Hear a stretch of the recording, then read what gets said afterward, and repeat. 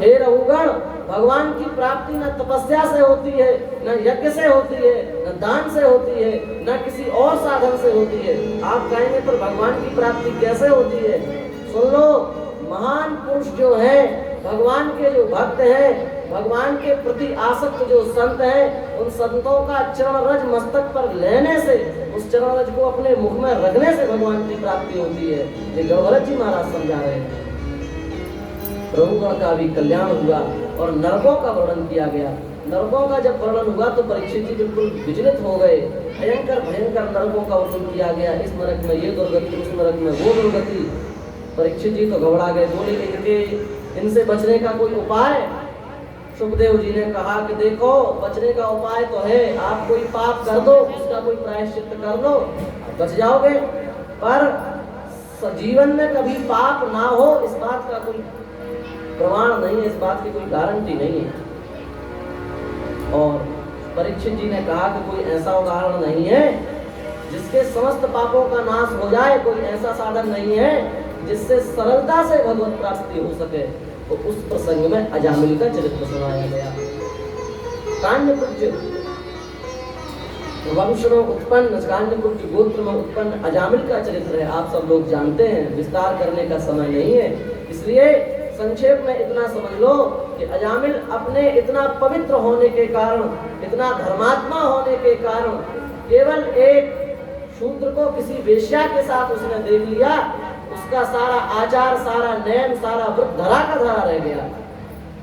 आप विचार कर सकते हो, इतना कुलीन पवित्र ब्राह्मण, अग्निहोत्र करने वाला, नियम आचार का पालन करने वाला, तपस्वी, ब्रह्मचारी, शांत दांत पुरुष, केवल एक बार किसी वेश्या को मदिरा पान करते हुए देख लिया, उसका सारा नियम भंग हो गया, उसका सारा ज्ञान भंग हो गया, उसका सारा वैराग्य भंग हो गया। हम लोग तो दिन भर टीवी में क्या क्या देखते हैं, मोबाइलों में क्या क्या देखते हैं। अब आप समझ लो कि हमारी क्या दुर्गति होने वाली है, हमारे मन कैसे होने वाले हैं, हमारा चिंतन कैसे होने वाला है। आजकल समाज में कितनी विलक्षण विलक्षण घटनाएं घट रही हैं, जिनको हम समझ भी नहीं सकते, जिनके बारे में हम सोच भी नहीं सकते। ऐसी बातें आज घटित हो रही हैं समाज में, पता चलती हैं सूचनाओं के माध्यम से, पेपरों के माध्यम से। ये सब घटनाएं क्यों घटित हो रही हैं? इसका मूल कारण यही है, हमारी दृष्टि में दोष आ गया। हमें अपनी दृष्टि को सुधारना पड़ेगा। नेत्र वही हैं जो भगवान का दर्शन करें, नेत्र वही हैं जो संतों का दर्शन करें, नेत्र वही हैं जो मंदिरों का दर्शन करें। हमारी नजरों में तो विचित्र ही दर्शन हो रहा है, इसलिए आज समाज में इतनी भयंकर भयंकर दुर्घटनाएं घट रही हैं। आप लोगों को इन घटनाओं से अपने जीवन को बचाना हो तो केवल वही देखो जो देखने से हमारा काम चले। फालतू के देखने से कोई लाभ नहीं है। आप लोग इतने सीरियल जानते होंगे, हम तो एक का भी नाम नहीं जानते, आप लोग देखते होंगे, तो सीरियलों में क्या दिखाया जाता है बताओ? कुछ नहीं, केवल इतना दिखाया जाता है, व्यभिचार, धोखाबाजी, हिंसा, पाप, चोरी, यही दिखाया जाता है। सबका सार यही, और कुछ नहीं दिखाया जाता इसके अलावा। देवरानी जेठानी के साथ छल कर दिया, पर एक पत्नी दूसरे पति के साथ भाग गई, यही सब दिखाया जाता है आजकल सीरियलों में। और आप यही रोज रोज देखोगे, रोज रोज देखोगे, तो आपका मस्तिष्क भी वैसा ही बन जाएगा। जब एक बात को कई बार सुना जाता है तो वे बातें अपने जीवन में आने लगती हैं।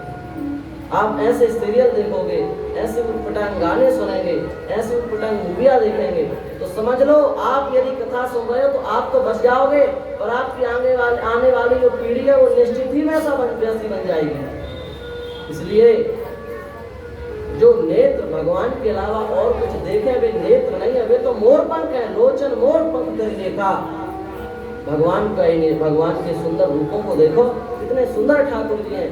इनको नख से सिख तक निहारो, सिख से नख तक निहारो, क्या देखते हो उटपटांग? प्रपंच को छोड़ो। और अजामिल इतना बड़ा धर्मात्मा होने के बाद भी एक गलत चित्र नेत्रों से देख लिया, उसका सब कुछ भंग हो गया, उसी वेश्या में आसक्त हो गया और वेश्या में आसक्त होकर रहने लगा। एक बार संत आए, लोगों ने पूछा कि यहाँ, लोगों से पूछा किसी भक्त का घर है, तो लोगों ने सोचा कि इन संतों की अपमान किया जाए, उनका तिरस्कार किया है, तो सबने कहा कि अजामिल से बड़ा भक्त यहाँ कोई नहीं है, अजामिल सबसे बड़ा पापी। पर संतों की हंसी उड़ाने के लिए, संतों का प्रयास करने के लिए झूठे ही बता दिया अजामिल से बड़ा भक्त कोई नहीं है।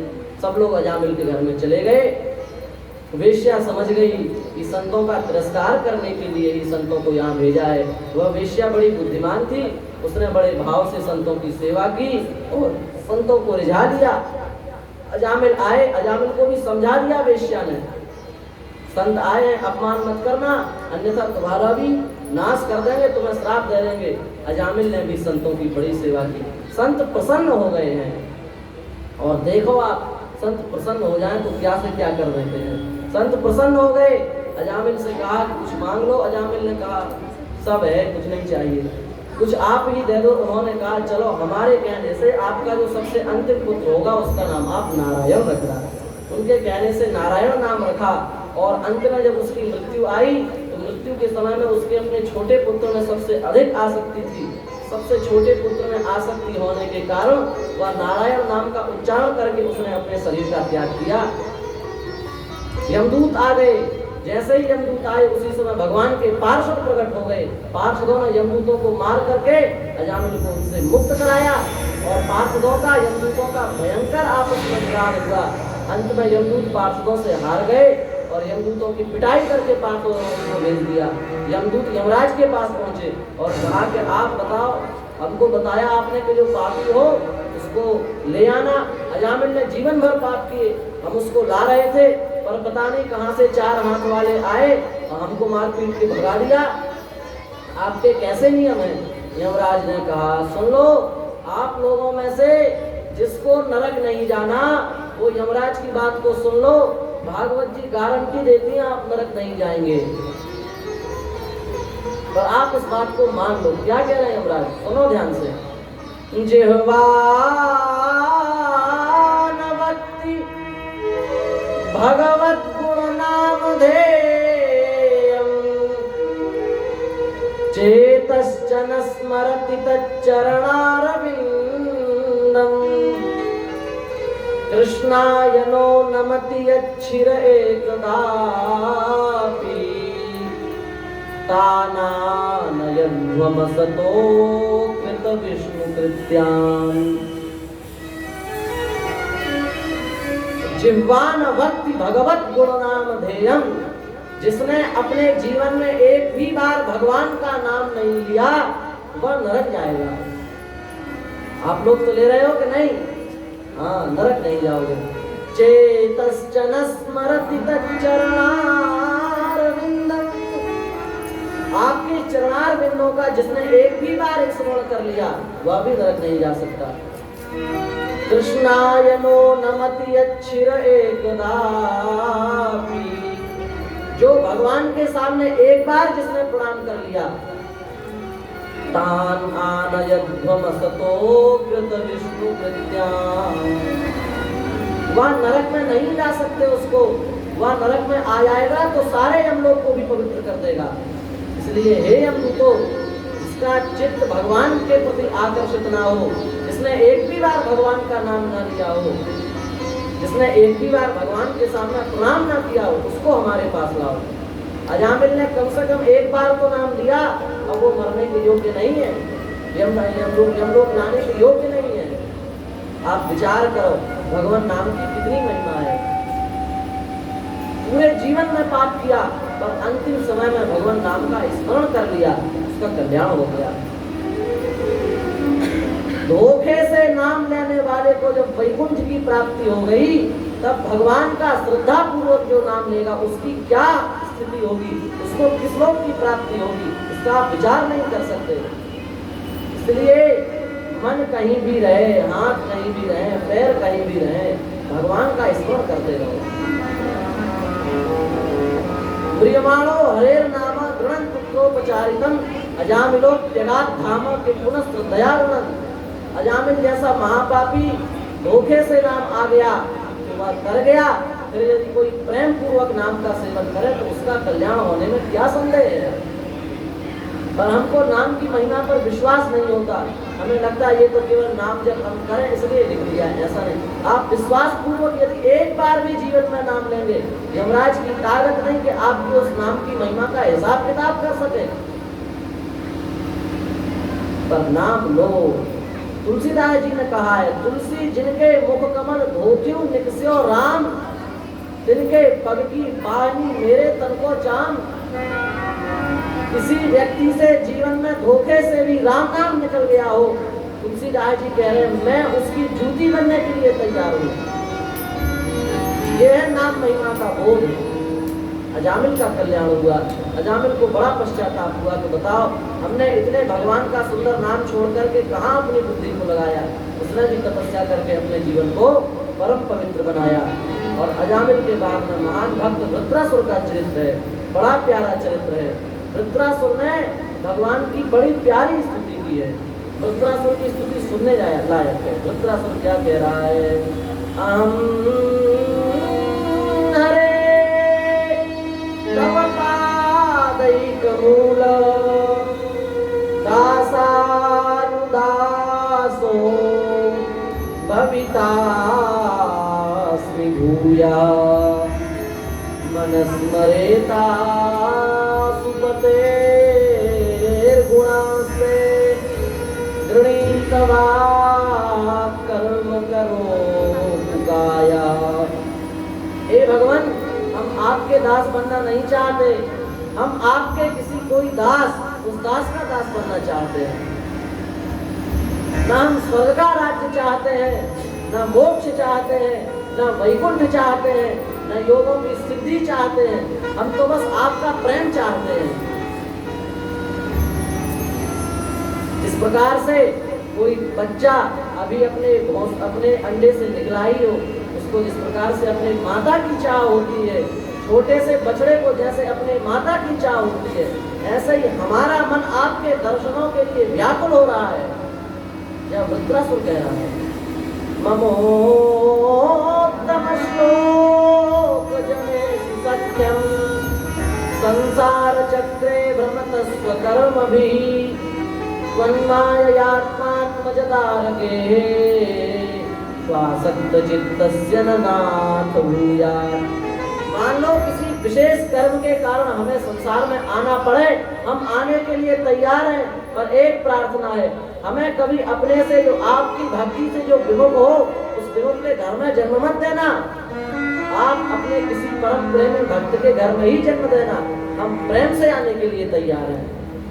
प्रियादास जी महाराज ने कहा है, हमको अग्नि में जला दो, सूली पे चढ़ा दो, हाथी के पैरों के नीचे को चलवा दो, सांप से कटवा दो, कोई परवाह नहीं है, हम सब कुछ सहने के लिए तैयार हैं। बस एक बात कान खोल करके सुन लो, क्या भगवान से कह रहे हैं, ब्रज जन प्राण कान बात एक कान करो।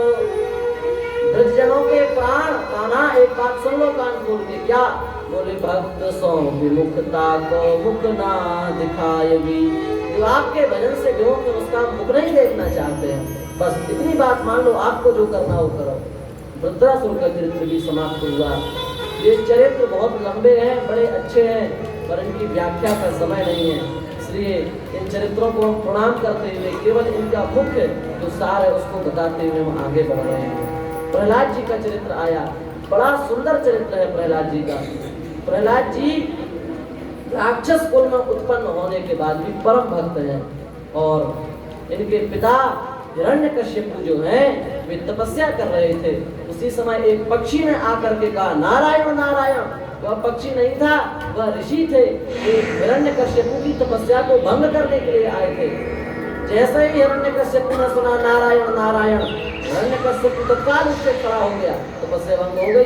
तपस्या भंग हो गई, घर पर आ गया और उसने अपनी पत्नी को बताया कि मैंने आज नारायण का नाम सुन लिया, इसलिए मेरी तपस्या भंग हो गई। उसने जो एक बार नारायण का नाम लिया, या उसकी पत्नी के गर्भ में जो प्रहलाद जी पल रहे थे उन्होंने सुन लिया, इसलिए वे इतने संस्कारी हुए। दोबारा तपस्या करने के लिए गया, देवताओं को मौका मिल गया, इसकी नगरी पर चढ़ाई कर दी है। इसकी पत्नी जो कयाधु थी उसको खींच करके इंद्र ले जाने लगा। नारद जी ने कहा, क्यों ले जा रहे हो? उसने कहा कि इसके गर्भ में जो संतान पल रही है वह मेरा काल है। नारद जी ने कहा, तुम ब्रह्म हो, जिसके गर्भ में संतान पल रही है वह तो परम भक्त है, उसको छोड़ दो तुम। समय आने पर प्रहलाद जी का जन्म हुआ। छोटे से ही परम वैष्णव परम सिद्ध महापुरुष हिरण्यकश्यपु ने उनको पढ़ने के लिए भेजा है, पढ़ करके आए हैं। हिरण्यकश्यपु ने कहा, देखो एक विशेष बात, हिरण्यकश्यपु राक्षस है, महाराक्षस, पर जैसे ही प्रहलाद जी हिरण्यकश्यपु के गोद में बैठे, हिरण्यकश्यपु के नेत्रों से आंसू आने लगे। क्यों आने लगे? भक्त के स्पर्श की महिमा है। कितना भी बड़ा पापी क्यों ना हो, भक्त का स्पर्श यदि उसको प्राप्त हो जाए, उसके हृदय में भी प्रेम के भाव प्रकट हो जाते हैं। हिरण्यकश्यपु जैसा महान राक्षस प्रहलाद जी का स्पर्श पाकर के रोने लगा, नेत्रों से आंसू आने लगे। उसने बड़े प्रेम से पूछा, बेटा कुछ सुनाओ, क्या पढ़ के आए हो? प्रहलाद जी का पहला उपदेश है। प्रहलाद जी कह रहे हैं, तत्साधु मन्ये सुरवर्य देहिनां सदा समुद्विग्न धियाम सद्गृहात् हित्वात्मपातं गृहमन्धकूपम् वनं गतो यद्धरिमाश्रयेत। हे पिताजी, यह संसार ही अंधेरे का कुआं है, इस कुएं से निकलने का एक ही उपाय है, वन में जाकर के भगवान का भजन करो। हिरण्यकश्यपु ने सोचा बच्चा है, किसी ने सिखा दिया होगा, यही सुना लिया, जाओ दोबारा पढ़ करके आओ। दोबारा पढ़ करके आए। क्या पढ़ा? तो प्रहलाद जी ने नवधा भक्ति सुना दी। श्रवणं कीर्तनं विष्णु स्मरणं पाद सेवनम अर्चनम वंदनम दास्यम सख्यम आत्मनिवेदनम। ये 9 प्रकार की भक्ति होती है पिताजी। इस 9 प्रकार की भक्ति का अनुष्ठान सबको करना चाहिए। अब तो हिरण्यकश्यपु को क्रोध आ गया और बोला, तुम्हारी ये बुद्धि कैसे किसने कर दी? उनको पढ़ाने वाले गुरुजी थे, उनको डांटा। बोले क्या पढ़ा रहे हो? गुरुजी ने कहा, महाराज हम कुछ नहीं जानते, नैसर्गिकीयम मतिरस्य राजन, इसकी स्वाभाविक बुद्धि ही ऐसी, हम क्या करें? हम पढ़ाते तो कुछ और हैं, तो बोलता कुछ और, इसकी बुद्धि में ये भरा हुआ है। प्रहलाद जी तो परम भक्त हैं, उन्होंने सोचा कि हमारा दोस्त गुरुजी पे क्यों बढ़ाया जा रहा है। उन्होंने हाथ जोड़ करके पिताजी से कहा, पिताजी सुन लो, मतिर्न कृष्णे परतः स्वतो वा मिथो विपद्येत गृहव्रतानां अदान्त गोभिर्विशतान्त मिश्रम् पुनः पुनः चर्वित चर्वणानां। हे पिताजी, भगवान में न बुद्धि किसी के लगाने से लगती है, न भगवान में बुद्धि खुद से लगती है। देखो हम आप लोगों को सबको सुना रहे हैं, आप सबकी बुद्धि भगवान में लगा रहे हैं, पर ईमानदारी से आप लोग ही जानते हैं कि किस किस की बुद्धि भगवान में वास्तविक लग रही है। तो क्या हमें समझाने से लगी? नहीं लगी, हम तो केवल अपना कर्तव्य कर रहे हैं। अब आपकी बुद्धि भगवान में लग रही कि नहीं लग रही आप जानो। तो किसी के समझाने से भी भगवान में बुद्धि नहीं लगती और अपने आप भी भगवान में बुद्धि नहीं लगती। पिताजी ने पूछा, तुम्हारी कैसे लग गई? जब अपने आप लगती है ना लगाने से लगती है, तुम्हारी कैसे लग गई? बोले पिताजी, जब तक किसी महापुरुष की शरण ग्रहण ना की जाए, जब तक किसी महापुरुष के चरण रज को अपने मस्तक पर ना रखा जाए, तब तक भगवान में बुद्धि लगना संभव नहीं है। हमने नारद जी के चरण रज को अपने मस्तक पर रखा है, इसलिए हमारी बुद्धि भगवान में लग गई।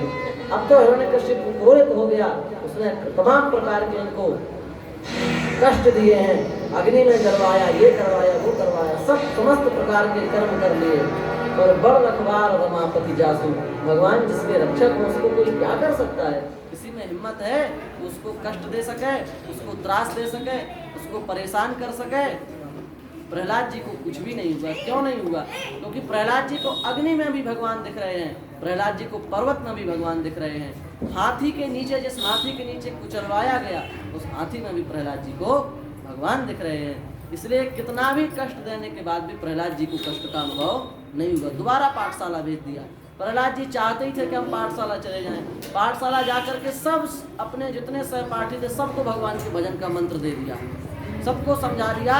कौमारम आचरित प्राज्ञा धर्मान भागवतानि। हे भाइयों, यदि अपने जीवन का कल्याण चाहते हो तो सबके सब भजन में लग जाओ। अब तो सब भजन में लग गए। पूरी प्रहलाद जी की मित्र मंडली भी भजन में लग गई। हिरण्यकश्यपु ने फिर बुलाया, और प्रहलाद जी से पूछा। प्रहलाद जी ने फिर वही भजन का उत्तर दिया। अब तो हिरण्यकशिपु को गुस्सा आ गया। बोले तू जिसका भजन करता है, तू कहता है कि वह सर्वव्यापक है, सब समय में सब जगह रहता है, क्या वो इस खंबे में भी है?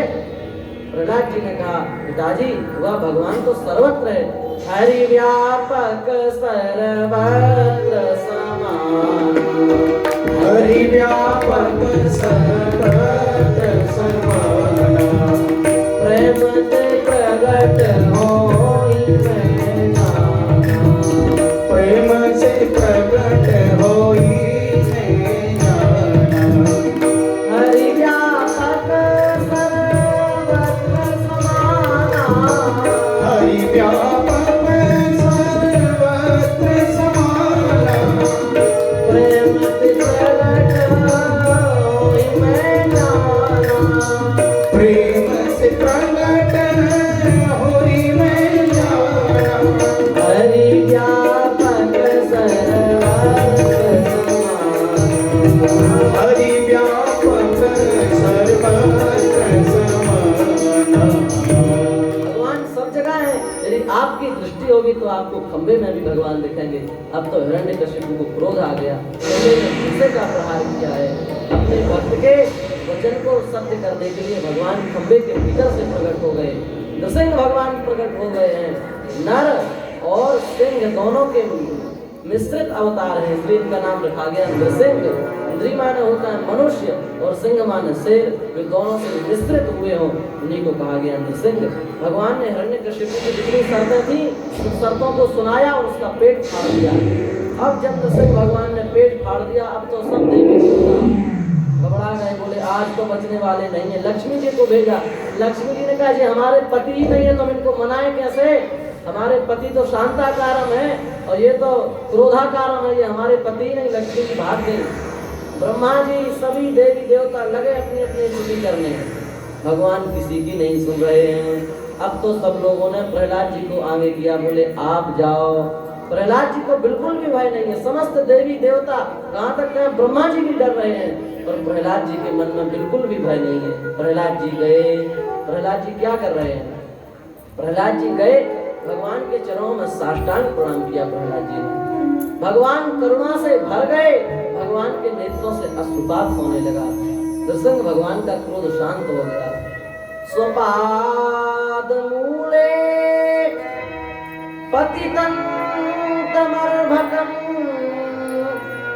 विलोक्य देवः कृपया परिप्लुतः उत्थाप्य तच्छीर्ष्ण्य दधात् कराम्बुजं कालाहि वित्रस्तधियां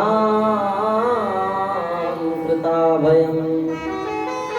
अपने पैरों में गिरा हुआ छोटा सा बच्चा देख करके, उस अर्भक माने छोटे से बालक को देख करके भगवान दया से भर गए, उनके नेत्रों से अश्रुपात होने लगा। भगवान ने विचार किया कि देखो तो सही कितना छोटा है और कितना छोटा होकर के इसकी मुझ में कितनी अनुराग है, कितना दृढ़ अनुराग है। समस्त संकटों को भी सहकर के इसने मेरा भजन नहीं छोड़ा। उत्थाप्य भगवान ने उनको उठा लिया, उनके सिर पर अपना सुंदर हस्तकमल पधराया। कैसा हस्तकमल? बोले बड़े बड़े संसार के सर्प से जो बचाने वाला है, ऐसा हस्तकमल भगवान ने प्रहलाद जी के सिर पर रख दिया। प्रहलाद जी बैठ गए और सतत कर स्पर्श दिदाखिला सुभाष पद्य व्यक्त परात्म दर्शना। और प्रहलाद जी रो रहे हैं और इतना रोए प्रहलाद जी कि उनके रोने से उनका हृदय जो था पूरा गीला हो गया और बड़े भाव से स्तुति करने लगे। आप विचार करो, रो रहे हैं और स्तुति कर रहे हैं, उस स्तुति में कितना रस होगा। प्रहलाद जी कह रहे हैं कि ब्रह्मा आदि देवता आपको प्रसन्न नहीं कर पाए, समस्त देवी देवता एड़ी चोटी की ताकत लगा करके आपको प्रसन्न नहीं कर पाए, फिर मैं राक्षस कुल में उत्पन्न होकर के आपको क्या प्रसन्न करूंगा? आपको प्रसन्न करना हमारे बस की बात नहीं है। हे भगवान, हम आपके इस भयंकर मुख को देख करके डर नहीं रहे हैं, आपके नाखूनों से नहीं डर रहे हैं, आपके विकराल बालों से नहीं डर रहे हैं। भगवान ने कहा फिर तुम डर किससे रहे हो? बोले आपकी माया से हमें डर लग रहा है, कि आपका तो केवल रूप ही विकराल है, पर माया तो बड़ी चतुर है, बड़ी खतरनाक है, उस माया से हमें भय लग रहा है। भगवान ने कहा कोई बात नहीं, अब हमारी माया तुम्हारे ऊपर अपना प्रभाव नहीं डालेगी। भगवान ने कहा कुछ वरदान मांग लो। प्रहलाद जी ने कहा जो वरदान मांगे वो भक्त नहीं, वो तो व्यापारी है, हम आपसे कुछ नहीं चाहते हैं। प्रहलाद भगवान गए हैं और प्रहलाद जी महाराज राज्याभिषेक हुए। बोलो नृसिंह भगवान की जय। उसके बाद में समुद्र मंथन की कथा है और समुद्र मंथन की कथा के बाद में श्री अम्बरीश जी महाराज का चरित्र आया। भगवान सुखदेव जी ने सूर्यवंश और चंद्रवंश का विस्तार किया, चंद्रवंश का वर्णन किया है, गजेंद्र मोक्ष का वर्णन किया और अम्बरीश जी की महिमा का वर्णन किया। अम्बरीश जी परम भागवत हैं, एकादशी रहते हैं और एकादशी में ही उनकी इतनी श्रद्धा है, उस श्रद्धा के कारण दुर्वासा जी की भी बुद्धि ठिकाने लग गई, पर अम्बरीश जी का कुछ भी नहीं बिगड़ा।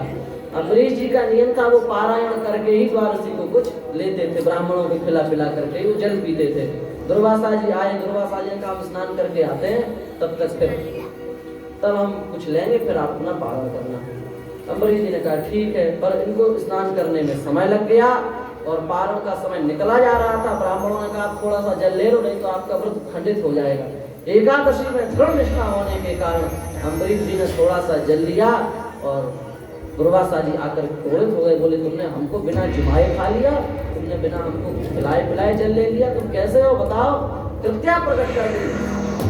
वह कृत्या अम्बरीश जी की ओर दौड़ी, पर भगवान का सुदर्शन चक्र अपने भक्त की सर्वदा रक्षा करता रहता है।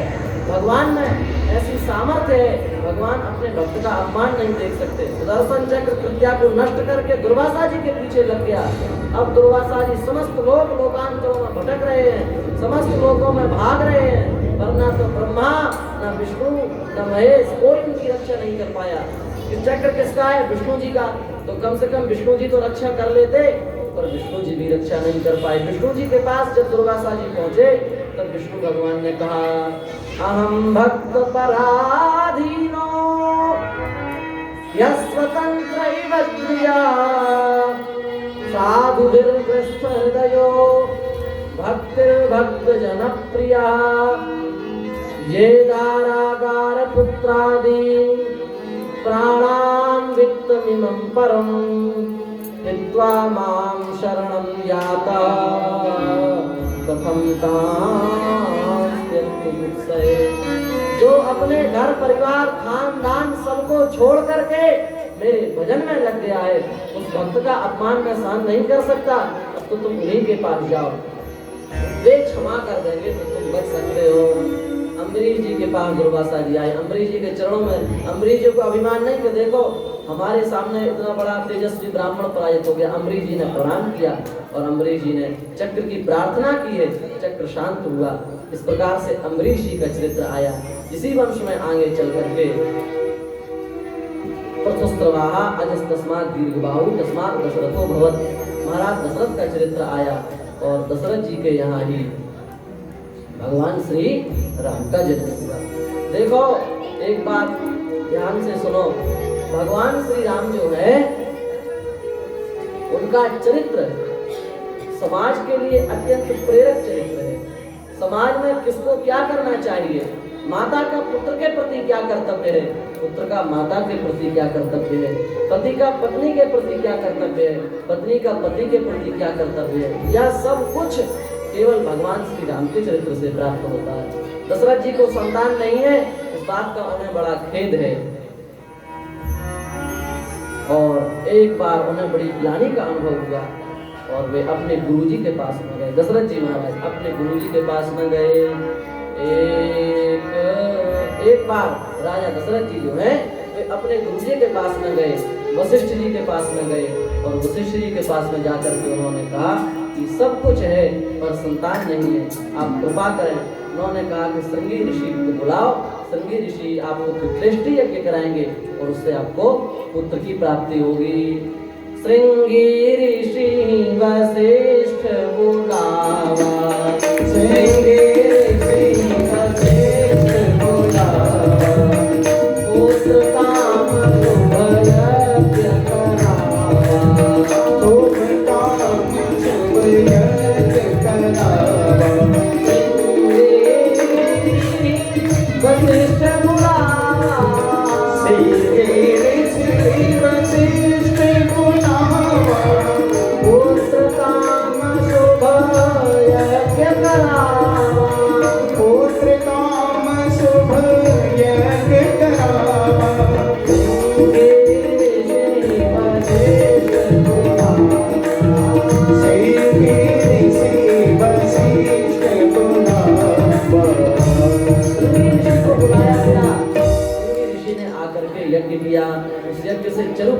अपनी देवता चरु को लेकर के प्रकट हुए।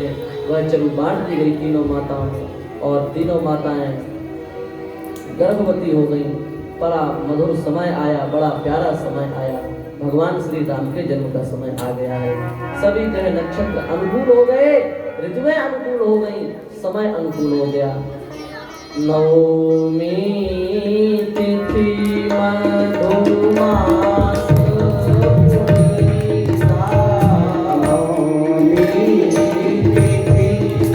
मधुमास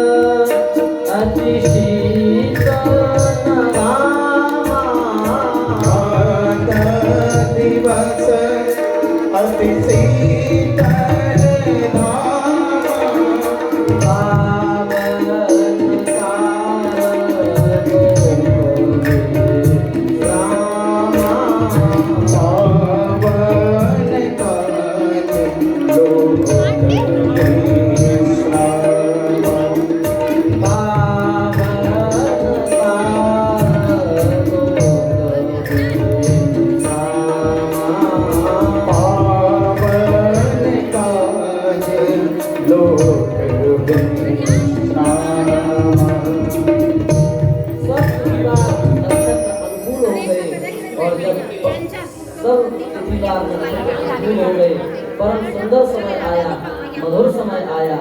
समस्त देवता भगवान की स्तुति करने के लिए, भगवान की स्तुति करने के लिए पधारे हैं।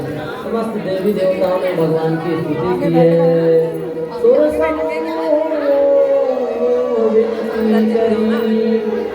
पहुँचे निज निज धाम, जगन्नाथ प्रभु प्रगटे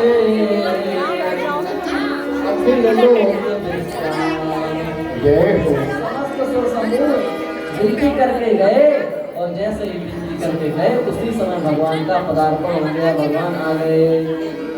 वही प्रकट कृपाला दीन दयाला कौशल्या हितकारी हर सिद्ध महतारी मुनि मन हारी अद्भुत रूप दिखाई लोचन अभिरामा तनु धन श्यामा नित्य आयु भूल छाई ओ सन बन माना नैन विसाना सोमा सिंधु बनाई कर जोरी अस्तुति गोरी कई प्रीति करहु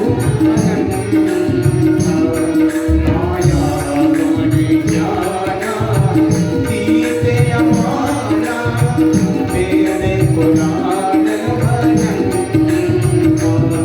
करुणा संग सागर योग नियागर जे गावई स्तुति संता सोनपति लागी जन अनुरागी भयहु प्रकट सिकंता ब्रह्मांडनी काया निर्मित माया गुरु पति वेद गए मम सोमासी एहु महासी सुनत धीरे मति सिर न रहे उपजा सब ज्ञाना प्रभु मुस्काना चरित बहुत विधि प्रीति कहे कई प्रकार सुनाई मावे बुझाई यही प्रकार सुख प्रेम रहे माता पुण्य बोली सुमति डोली अय उतात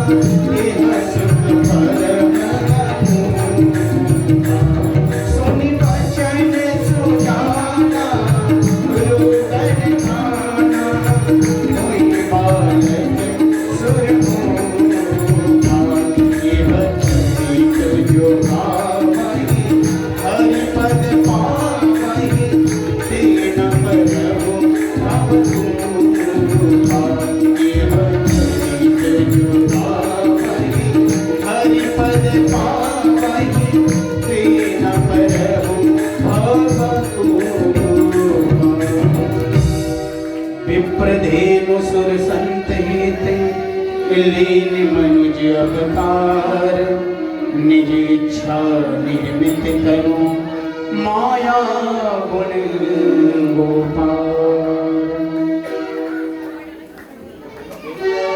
भगवान श्री राम का जन्म हुआ और भगवान श्री राम के जन्म में समस्त अयोध्या में मंगल वाद्य बजाए गए। मंगल वाद्यों के बीच में समस्त माताएं भगवान श्री राम का जन्मोत्सव मना रही हैं। जय हो। भगवान श्री राम 4 रूपों में प्रकट हुए, राम लक्ष्मण भरत शत्रुघ्न।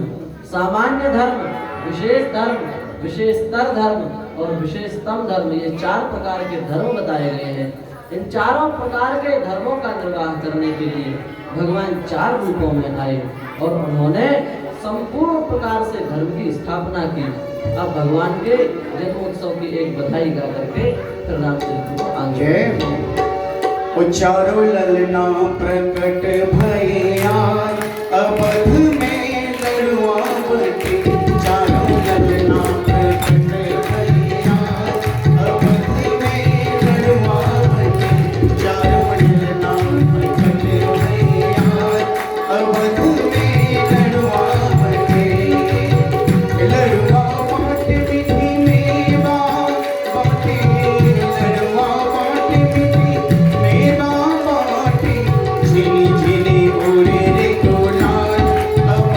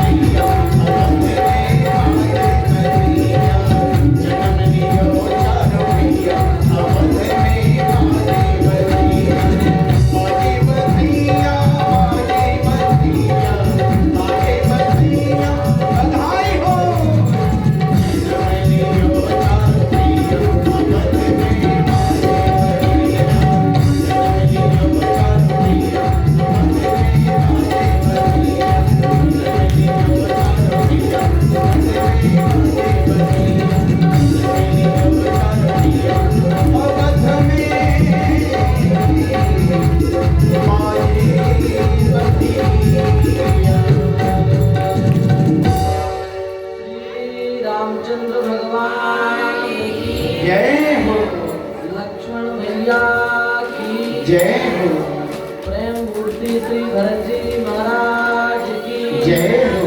शत्रुघ्न जी महाराज की जय हो। चारों पुत्रों का जन्म हुआ। नांदी मुख श्राद्ध करी जात कर्म सब कीन, समस्त उनके बालोचित संस्कार हुए। भगवान का विद्याध्ययन हुआ और विद्याध्ययन के बाद में विश्वामित्र जी आए हैं।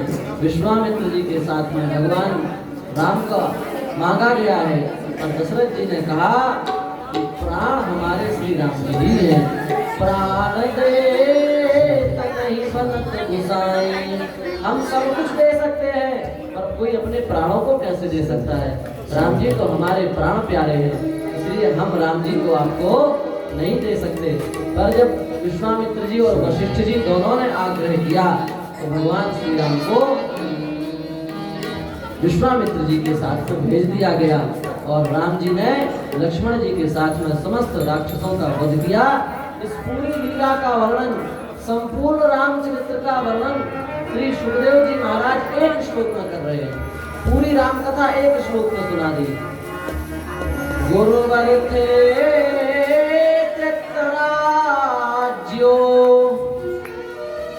व्यचर धनुवनम पद्म पद्भ्याम प्रियायाः पाणिस्पर्शा क्षमाभ्याम मृजत पथरुजो यो हरीन्द्रानुजाभ्याम वैरूप्या चूर्पणख्याः प्रियविरहरुषारोपितभ्रूभिजिह्वा त्रस्ताब्धिर्बद्ध सेतु खलदवदानः कौशलेन्द्रोऽवतानः त्रस्ताब्धिर्बद्ध सेतु खलदवदानः कौशलेन्द्रोऽवतानः। भगवान श्री राम ने विश्वामित्र जी के यहाँ राक्षसों का वध किया और उसके बाद में श्री सीता माता का स्वयंवर में विजय प्राप्त करके श्री सीता माता को प्राप्त किया। और उसके बाद में जब अयोध्या लौट करके आए हैं तो अयोध्या में राम जी के राज्याभिषेक की तैयारी होनी थी और कैकेयी के प्रयास के कारण भगवान का राज्याभिषेक तो नहीं हो पाया और बन जाने के लिए अभिषेक हो गया। भगवान श्री राम के बन जाने का समाचार सुनकर के संपूर्ण नगर में हाहाकार मच गया। समस्त प्रजा दुखी हो गई, समस्त माताएं रोने लगी। बड़ा करुणा का प्रसंग वहां पर बन गया। जो राजमहल समस्त प्रकार के सुखों से भरपूर लगता था वह राजमहल नरक के समान देखने लगा, नरक समान। दशरथ जी के यहाँ नरक की जैसी स्थिति बन गई और परम विवश होकर के दशरथ जी ने भगवान श्री राम को वनवास दिया है और भगवान श्री राम वन के लिए गमन कर रहे हैं। आप विचार कर सकते हैं अयोध्या की स्थिति क्या होगी जब भगवान श्री राम अयोध्या में रथ से जाने लगे। निवेदन है आप लोग सभी लोग शांति बना के रखें। अभी भगवान कृष्ण का जन्म भी नहीं हुआ, इससे पहले सभी लोग प्रेम पूर्वक ध्यान से कथा सुने। सभी माताओं से करवट हो गई। क्या है बीच बीच में बात करने से व्यास जी का ऐसा तो है नहीं कि कोई पुस्तक से देख के पढ़ना तो अपनी वहां पर उंगली रख लें कि इस जगह से आगे बोलना है। निरंतर धारा प्रवाह बोलने में समस्या आती है। बीच में मन कहीं और चला जाता तो किस पॉइंट पे थी, किस जगह बात कथा चल रही थी, बड़ी परेशानी आती। सभी माताओं से निवेदन है आप लोग ध्यान पूर्वक कथा सुने। अभी कथा में विशेष अविलंब है, बहुत समय लगेगा। जब जन्मोत्सव हो आप लोग प्रेम से बधाई ले, प्रसन्नता से मनाए, परंतु अभी कथा से राधे। आपका ही तो प्रसंग चल रहा है, कौशल्या सुमित्रा और कैकेयी का। आप ही सुनेंगे नहीं तो कैसे काम चलेगा। माता कौशल्या ने कहा कि आप भगवान श्री राम आप सुनो, यदि केवल दशरथ जी ने आज्ञा दी हो आप मत जाओ, पर यदि कैकेयी की भी आज्ञा हो जाने के लिए तो आप प्रेम पूर्वक जाओ। भगवान श्री राम को मत विदा किया है और भगवान श्री राम जाने लगे। जब सुमंत्र जी को लौटाया है तो घोड़ों की स्थिति क्या है। रथ क्यों है राम का हेरी हेरी नाही, देख निषाद विषाद बस धुनि शीस पछिताही। भगवान श्री राम को जब घोड़ों ने देखा अब राम जी जा रहे हैं, अब हमारी सवारी नहीं करेंगे। तब घोड़े भी हिनहिनाने लगे, घोड़े भी अयोध्या की ओर देख नहीं रहे हैं, वे भी भगवान श्री राम की ओर ही अपनी दृष्टि जमाए हुए। जब घोड़ों की ये स्थिति हो गई तब फिर मनुष्यों की स्थिति का वर्णन कौन कर सकता है। मनुज दशा कैसे कही जाती, मनुष्यों की स्थिति का वर्णन कौन कर सकता है। भगवान श्री राम ने वन की ओर प्रस्थान किया, यहाँ दशरथ जी का देहांत हो गया। हमने कल भी निवेदन किया था कि सच्चे प्रेम की पहचान यही है कि अपने प्रेमी के अभाव में अपने जीवन को समाप्त कर दे, इसी का नाम है प्रेम। दशरथ जी के पास यही प्रेम है। दशरथ जी ने जैसे ही राम जी का वियोग देखा उनसे रहा नहीं गया, उन्होंने अपने प्राणों का परित्याग कर दिया। हार गुणंदन प्राण परीते, हार गुणंदन प्राण परीते, तुम बिनु जियत बहुत दिन बीते, तुम बिनु जियत बहुत दिन बीते। जानकी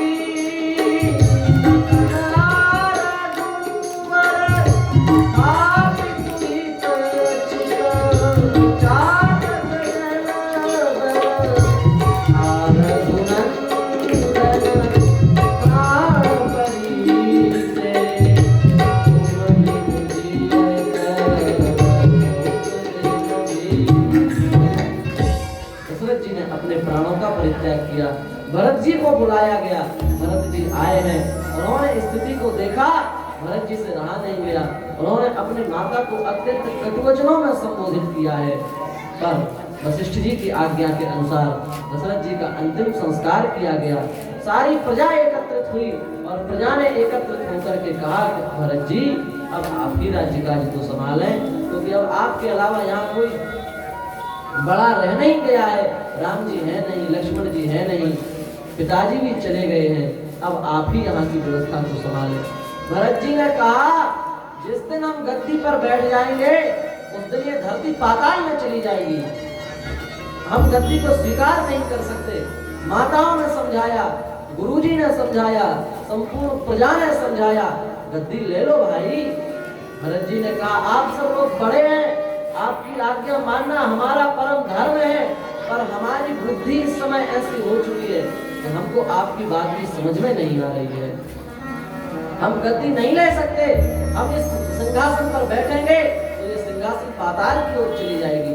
हम इतने बड़े पापी हैं, हमारे कारण भगवान राम को वनवास हुआ और आप कह रहे हैं गद्दी ले लें।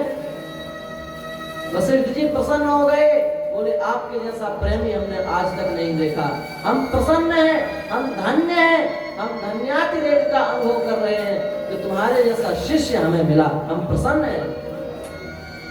अब ना हमारी बात चलेगी, ना प्रजा की बात चलेगी, ना माताओं की बात चलेगी, अब केवल तुम्हारी बात चलेगी।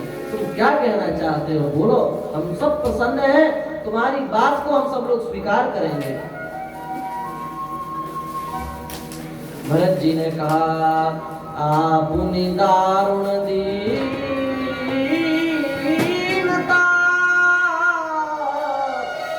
सबई का सिरनाई, देखे बिन रघुनाथ पद, जिय की जरनी न जाय। भरत जी कह रहे हैं आप सबको प्रणाम करते हुए मैं भरत कह रहा हूँ कि अब आप भगवान श्री राम का दर्शन किए बिना मेरे हृदय की झलक शांत नहीं हो सकती। मैं भगवान श्री राम का दर्शन किए बिना रह नहीं सकता अयोध्या में, मैं भगवान श्री राम के दर्शन के लिए जाऊंगा। समस्त प्रजा भरत जी का साधुवाद देने लगी। जो प्रजा भरत जी के आने पर भरत जी का मुख भी नहीं देख रही थी, वह प्रजा आज भरत जी के चरणों में साष्टांग प्रणिपात है, कह रही है धन्य है आप, आपके जैसा राम भक्त हमने आज तक नहीं देखा। भरत जी महाराज ने चित्रकूट की ओर प्रस्थान किया। भरत जी महाराज चित्रकूट जा रहे हैं और पैदल जा रहे हैं। लोगों ने कहा आप सुकुमार हैं, पैदल जाएंगे आपके पैरों को कष्ट होगा, आपके चरणों को कष्ट होगा, आप पैदल बन जाओ, आप रथ पर बैठ करके चलो। भरत जी ने कहा सिर बल जाऊं उचित अस मोरा, सिर बल जाऊं उचित अस मोरा, सबने सेवक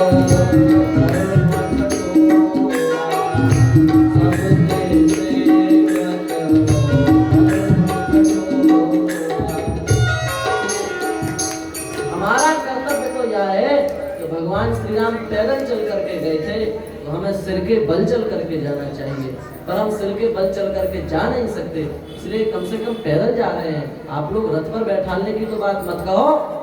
यह भरत जी का प्रेम। भरत जी पहुंचे हैं, चित्रकूट पहुंचे हैं, और जैसे ही भरत जी ने राम जी को देखा, भरत जी से रहा नहीं गया। पाहि नाथ कई पाहि गोसाई, भूतल परे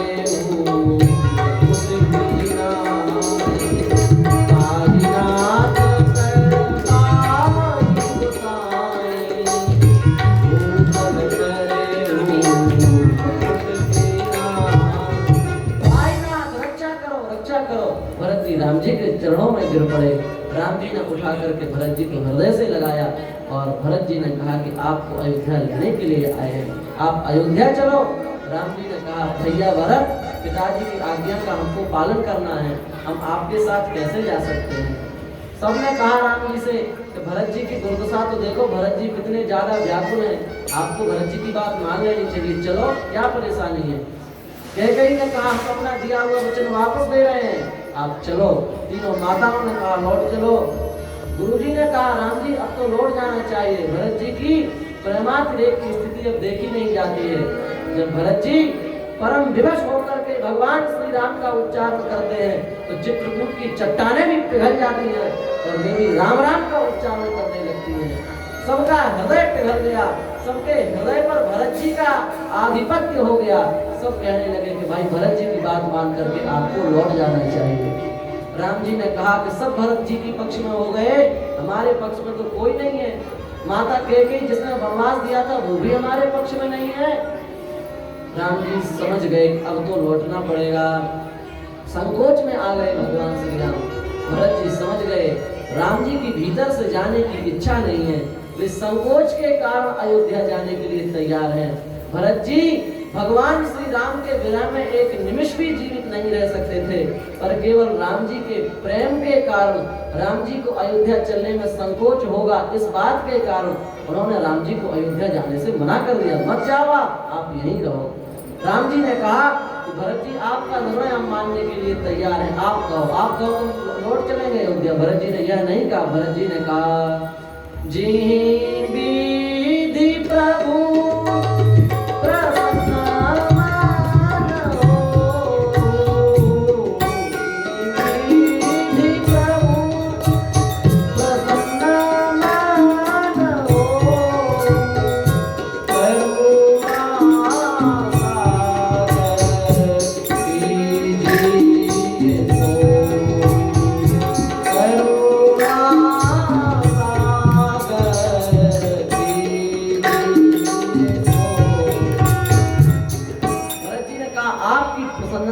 अयोध्या जाने में है तो आप अयोध्या चलिए, पर यदि आपकी प्रसन्नता बन जाने में है आप सहर्ष वन में जाइए, हम आपको मना नहीं करेंगे।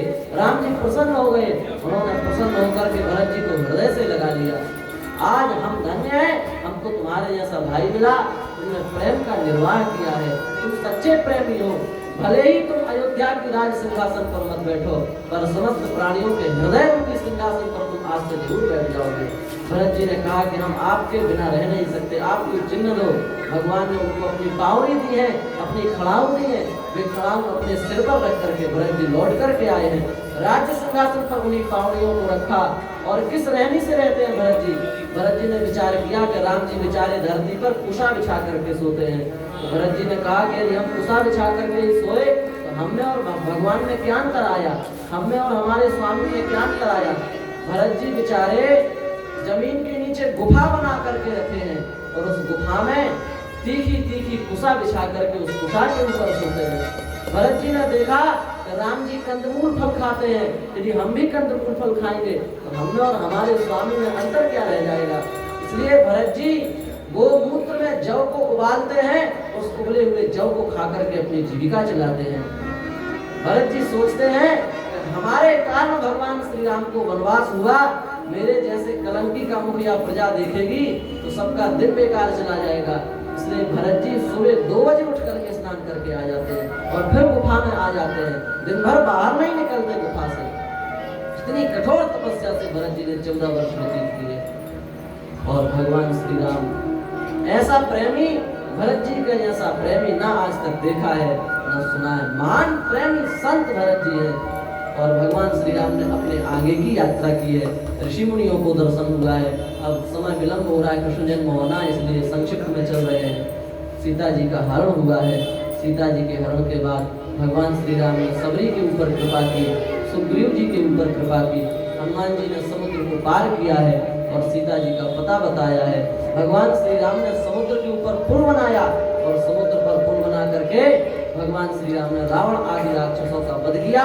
सीता जी की अग्नि परीक्षा हुई और भगवान श्री राम पुष्पक विमान में बैठा करके उनको वापस अयोध्या ले आए।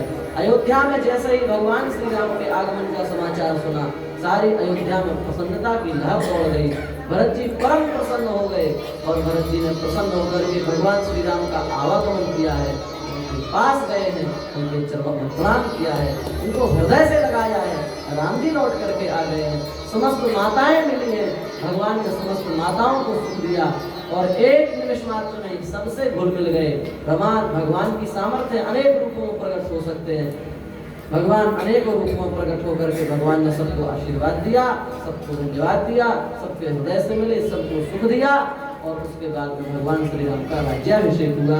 बोलिए रामचंद्र भगवान जय हो, राम दरबार जय हो। भगवान का राज्याभिषेक हुआ और कुछ समय बाद सीता जी को वनवास दिया गया और उसके बाद में माता सीता ने अपना धरती में समरण किया, धरती में समा गई है।